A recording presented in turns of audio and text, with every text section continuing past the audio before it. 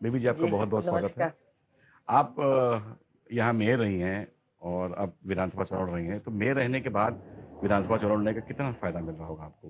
कितना? फ़ायदा मिल रहा होगा, चुनाव तैयारी करी होगी, मेयर पूरा रहते फ़ायदा कोई मिल बहुत रहा है। काम किया होगा आपने। जैसे मेयर काल में मुझे याद आ रहा है अपना वही समय 95 का। जैसे तब उतना स्नेह और इतना कार्यकर्ताओं का मिल रहा था सपोर्ट और एक उनमें जुनून था, वही भी आज भी देखने को मिल रहा है। हर कोई एक ही नाम पुकार रहा है, बेबी रानी ये रही, बेबी रानी ये रही। उसी समय भी यही था।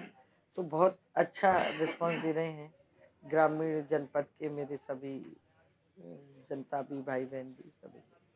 आप दलित समाज से हैं और आगरा को राजधानी कहा जाता है दलितों की, हुँ। और जो वोट है, जाटो वोट, वो कहा जाता है परंपरागत तौर से बहुजन समाज पार्टी के साथ है। तो आपके लड़ने से कितना फ़ायदा मिलेगा भारतीय जनता पार्टी को इस वोट के लिए? देखिए, परंपरागत वोट था उनका, लेकिन आगरा की राजधानी भी जाटवों की राजधानी है आगरा। उन्होंने मायावती जी पर बहुत भरोसा किया, लेकिन कहीं न कहीं उनके भरोसे को ठेस तो लगी है। वो जो अपेक्षाएँ थीं, उन पे बिल्कुल वही खरी नहीं उतरी हैं। तो कब तक परंपरागत रूप से कब तक जुड़ा रहेगा? हर इंसान को अपनी आवश्यकताओं की ज़रूरत होती है, मूलभूत आवश्यकताएँ तो उसे मिले, जो भारतीय जनता पार्टी उन्हें दे रही है। चाहे शौचालय बना के, चाहे प्रधानमंत्री आवास बना के, चाहे उनको निःशुल्क राशन भी मिल रहा है, महिलाओं के सा बच्चियों के सामूहिक विवाह हो रहे हैं, बीए तक पढ़ाई निःशुल्क कर दी है। ऐसी बहुत सारी ज़रूरतें हैं जो दलित समाज को चाहिए थी, जो भारतीय जनता पार्टी पार्टी कर रही है। तो वो पार्टी से तो जुड़ रहा है।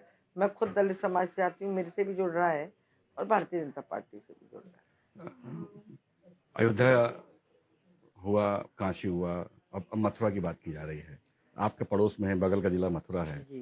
तो मथुरा के मंदिर की बात की जा रही है, तो क्या लगता है इसमें? देखिए, वो जैसे हमने अयोध्या का मंदिर बनाया है, अगर हमारा मंदिर वहाँ था, तो वो बनेगा और जो कानूनी प्रक्रिया होती है, उसका पूरा पालन होकर ही बनेगा। हाथरस की बेटी दलित थी, हाथरस की जो कांड हुआ जी। था, उसका कितना फ़र्क पड़ेगा आप? हमें तो कोई फ़र्क दिख नहीं रहा। उस समय जो कार्रवाई हुई, माननीय हमारे मुख्यमंत्री जी ने, जो भी उस समय आवश्यकता थी कानूनी कार्रवाई करने की, उस परिवार को राहत देने की, वो की गई है। अभी इस समय तो मुझे उसका आगरा में तो असर नहीं दिख रहा। कहा जा रहा है कि आपका चुनाव अभी कल-परसों है, उसके बाद पूरे प्रदेश का भी दौरा करेंगे आप। तो किन बड़े मुद्दों पे जो भारतीय जनता पार्टी ने 4-5 साल काम किया है, वो कौन से बड़े मुद्दे होंगे जिनकी बात करेंगी?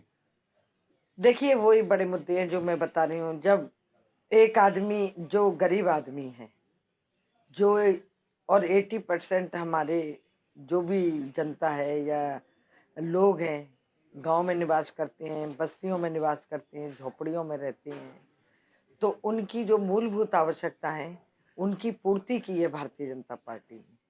चाहे वो आपका आवास बना के की हो, चाहे महिलाओं के लिए इज्जत घर कहते हैं हम उन्हें, शौचालय बना के की हो, चाहे जनधन योजना हो, किसानों के खातों में पैसा गया है, हम सामूहिक विवाह कर रहे हैं बच्चियों का, महिलाओं के स्वयं सहायता समूह बनाकर एक बड़ा काम किया है। उसमें महिला आर्थिक रूप से सशक्त हो रही है और इतनी बड़े-बड़े जो 4 लाइन सड़कें बनी हैं, मेट्रो स्टेशन बन रहे हैं, ट्रेनें चलना शुरू हो रही हैं, जल्दी आगरा में भी शुरू हो जाएगी। अनेक कार्य हैं, मैं गिनती करूँ तो बहुत लंबी फ़हरिस्त होगी, लेकिन हमारे मुद्दे विकास के हैं, उस गरीबों के लिए हैं, उन दलितों के लिए, उन पिछड़ों के लिए हैं। उसी के आधार पर हम 2022 का चुनाव लड़ रहे हैं और जीतेंगे। लेकिन विपक्ष कहता है कि जो भारतीय जनता पार्टी है, वो दलित और पिछड़ा विरोधी है और आपके कई मंत्री भी चले गए। तो इस पे क्या कहना है आपका? देखिए, मंत्री तो अवसरवादी थे, जो चले गए, बसपा से आए भाजपा में, अब उन्हें सपा में कुछ दिख रहा होगा। वो जनता के सेवक नहीं हैं, वो अपने सेवक हैं कि हमारा भला कैसे हो। अगर वो जनता का भला करना चाहते, तो बीजेपी में रहते। 5 साल मिनिस्टर रहे, फिर चले गए। तो ऐसे लोगों ऐसे अवसरवादियों को तो जनता भी सबक सिखाएगी। हम जहाँ भी रहें, पूरी निष्ठा से रहें, उनके लिए जिनके लिए हम काम करते हैं, जिस वर्ग से आते हैं, उनके विश्वास को जीतना भी अपने आप में एक बड़ी बात है। और ये तो सहज आप देख ही लीजिए, मैं दलित समाज से आती हूँ, मुझे गवर्नर बनाया, आज राष्ट्रीय उपाध्यक्ष हूँ। हमारे वीसी के भी केशव प्रसाद मौर्य जी को देख लीजिए, वो वीसी से डिप्टी सीएम है। हमारे राष्ट्रपति जी को देख लीजिए, अनेक कार्य बीजेपी के, तो वो तो लगातार काम कर रही है। अब विरोधी जो कहें वो कहते रहे, उससे हमें कोई फर्क नहीं। आगरा में आप मेयर रही हैं, तो आगरा में बहुत आपने काम किए होंगे, कुछ ऐसे काम जो छूट गए हो जो लगता है कि विधानसभा विधायक बन जाएंगे तो करेंगे? जी, जो काम छूट गए हैं मैं जरूर पूरा करूंगी। मैं घूम रही हूँ अपनी ग्रामीण विधानसभा और मुझे कुछ मुद्दे ऐसे दिख रहे हैं, रोड बनने चाहिए और हमारा एक पुल रह गया है, नूरपुर है वहाँ पर, बिल्कुल यमुना किनारे है, जिससे जरा यमुना भी कट गई है, जिससे किसानों की खेती की बर्बादी हो रही है। तो ये मैं अपनी प्रायोरिटी पर रखूंगी और महिला मेरी उससे ऊपर और प्रायोरिटी पर है, वो आर्थिक रूप से सशक्त हो, क्योंकि ग्रामीण अंचल की महिलाएं अपनी बात नहीं कह पाती हैं, तो मैं उनकी आवाज़ बनूंगी, स्वयं सहायता समूह बना के उनको आर्थिक रूप से सशक्त करने की कोशिश करूँगी। प्रियंका गांधी 40% महिलाओं को टिकट देने की बात कही थी, उन्होंने दिया भी है, तो भारतीय जनता पार्टी को सोच रहे हैं स्पेशल महिलाओं के लिए कुछ करेंगे आप अगर सत्ता में आते हैं आप लोग? स्पेशल मैंने बता दिया, मेरी फोकस महिला रहेंगी। वो अगर आर्थिक रूप से सशक्त हो जाएगी तो सब कुछ उसके इर्द गिर्द ही घूमेगा, उसके बच्चे अच्छी पढ़ाई करेंगे, उसके घर में समृद्धि आएगी, बच्चे अच्छे पढ़ेंगे तो उसके परिवार आगे भी अच्छा चलेगा। लेकिन अखिलेश जी कहते हैं कि जो भी काम उन्होंने किए हैं पुराने, उसी का फीता भारतीय जनता पार्टी काट रही है। अब वो जो कह रहे हैं कहें, मुझे उस पर कोई टिप्पणी नहीं करनी। तो आपको क्या लगता है, आपका समय बहुत कम है, हमने 10 मिनट के लिए बात करी थी, आपने इसमें समय दिया था, आपको क्या लगता है कितनी सीटें भारतीय जनता पार्टी? हम आगरा की तो 9 की 9 सीट जीत रहे हैं और आसपास के क्षेत्रों की भी, मथुरा की, फिरोजाबाद की और इधर मथुरा, फिरोजाबाद और हाथरस, इधर जो सराउंडिंग आगरा का जितना है, हम सब सीटें जीत रहे हैं। अखिलेश सरकार फ्री लैपटॉप, फ्री बिजली की बात कर रहे हैं, उसको कैसे देखते हैं?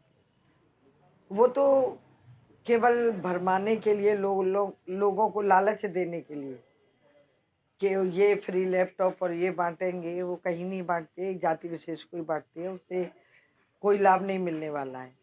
भारतीय जनता पार्टी किसी का धर्म नहीं देखती, किसी की जाति नहीं देखती, सबके लिए लगातार काम करती है और कहती भी नहीं है, चाहे वो निःशुल्क राशन हो, चाहे गैस सिलेंडर हो, चाहे आवास हो और चाहे ये बने हो हमारे शौचालय महिलाओं के लिए, उसमें कुछ नहीं देखा हमने। आगे भी हम नौजवान साथी हैं, उनके लिए कार्य करेंगे, बच्चों की पढ़ाई को आगे बढ़ाएंगे और मोदी जी का सपना है कि बेटी बचाओ बेटी पढ़ाओ, वो पूरा करेंगे। कहा जा रहा है कि पश्चिम में भाजपा बहुत कमजोर है, आरएलडी और गठबंधन के जो गठबंधन हुआ है उससे भारतीय जनता पार्टी को बहुत डेंट लगा है।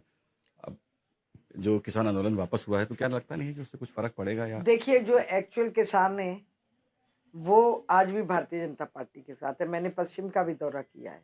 जो इनके बीच के बिचौलिए थे, जो इन बेचारे गरीबों का किसान खरीद के अपने गोदामों को भर लेते थे, आपत्ति तो उन्हें हो रही है। आज किसान से पूछिए, वो तो कहते हैं हमें तो अपने खेतों से ही टाइम नहीं है। मैंने काफ़ी जगह दौरे किए हैं पश्चिम में और मैं समझती हूँ वहाँ भी हमें अधिकतर सीटें मिलेंगी। तो ये थी देवीरानी मौर्य जी, जिनका कहना है कि आगरा की सभी 9 सीट जीतेंगी और अगल बगल जितनी सीटें हैं वो भी लगभग भारतीय जनता पार्टी जीतेगी। ये कितना सच होंगी ये तो 10 मार्च बताएगा। मिलते हैं अगले प्रोग्राम में किसी और शख्स के साथ, तब तक के लिए जय Hind.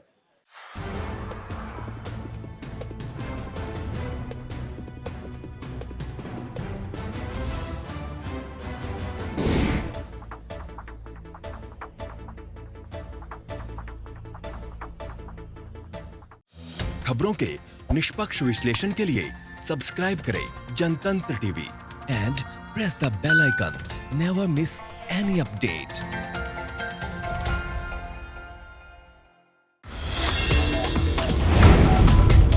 Download the Janatantra TV app, available on Google Play and App Store. Download it now.